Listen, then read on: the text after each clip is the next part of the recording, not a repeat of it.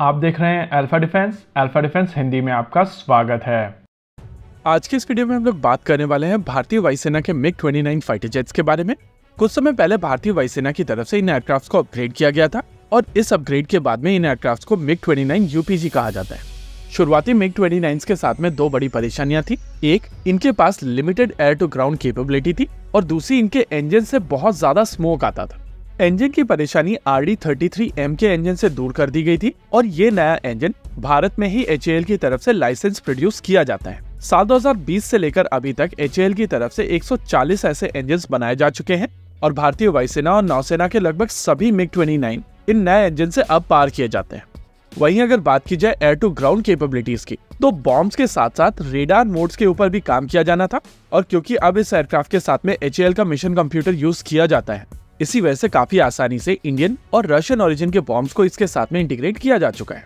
अगर भारतीय वायुसेना के मीडियम कैटेगरी के फाइटर जेट्स की बात की जाए, तो इस समय उनके पास में 5 स्क्वाड्रन में इस तरीके के फाइटर जेट्स हैं, जिसमें 3 स्क्वाड्रन MiG-29 UPG हैं और 2 स्क्वाड्रन रफाल फाइटर जेट्स हैं। हालांकि कई जगहों पर मिराज 2000 को भी मीडियम कैटेगरी में काउंट किया जाता है और उस हिसाब से अगर देखा जाए तो 3 और स्क्वाड्रन आप काउंट कर सकते हैं। वैसे तो आज की तारीख में भारतीय वायुसेना के सभी fighter jets multi role fighter jets हैं, लेकिन अगर स्पेसिफिक रोल्स की बात की जाए तो MiG-29 UPG, मिराज 2000 और Rafale fighter jet attack role में यूज किए जाने वाले फाइटर जेट्स हैं। वैसे इस कैटेगरी में अगर भारतीय वायुसेना के फ्यूचर एयरक्राफ्ट की बात की जाए तो ये रिक्वायरमेंट पूर्ण की जानी थी AMCA और MRFA से।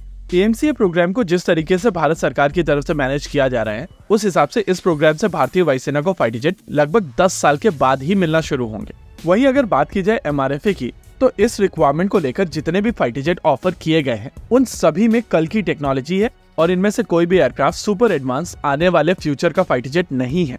लेकिन क्योंकि भारतीय वायुसेना की तरफ से 2 स्क्वाड्रन्स में रफाल फाइटर जेट्स को ऑपरेट किया जा रहा है, उस वजह से रफाल का केस एक स्ट्रॉन्गर केस है, लेकिन इसका भी इम्प्रूव्ड वेरिएंट अभी तक पेपर के ऊपर ही है।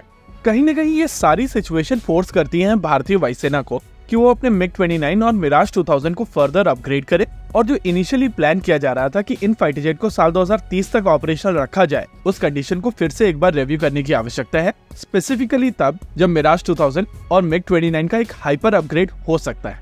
इसके अलावा इस चीज को भी समझना जरूरी है कि अगर भारतीय वायुसेना 2030 तक ही इन फाइटर जेट्स को ऑपरेट करना चाहती है, तब भी आज के थ्रेट्स को एड्रेस करने के लिए इन फाइटर जेट्स को AESA रेडार की आवश्यकता है और इंडिजिनस AESA रेडार के साथ में यहाँ पर एक हाइपर अपग्रेड किया जा सकता है। देखिए, क्षमताओं के हिसाब से MiG-29 और F-16 एक सिमिलर कैटेगरी के फाइटर जेट्स हैं और काफी हद तक J-10 भी F-16 कैटेगरी का फाइटर जेट कंसिडर किया जाता है। ऐसी स्थिति में अगर MiG-29 को इंडिजिनस AESA रेडार के साथ में अपग्रेड किया जाता है तो इसकी क्षमताएं काफी सिग्निफिकेंट हो जाएंगी।